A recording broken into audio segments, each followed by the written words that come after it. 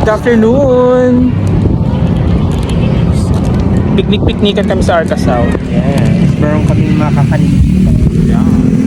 May dala ngang mga kakanin si Maring Edwin para sa aming piknik-piknikan dito sa Arcasaw.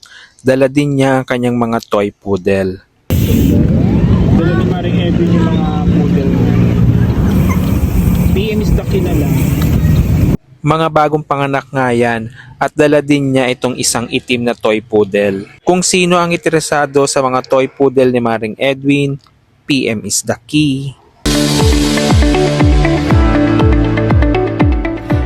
Ang sarap nga ring tumambay dito sa Arca South pagdating ng hapon. Pwede kayong mag-picnic dito gaya ng ginagawa namin.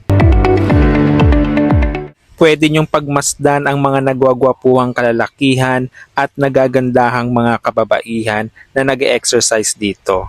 Uy, joke lang ha. Ganon din ang mga nagbibisikleta dito.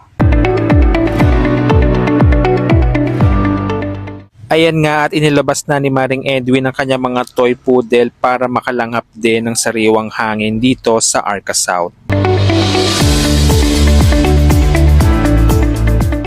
Ang cute nila, diba?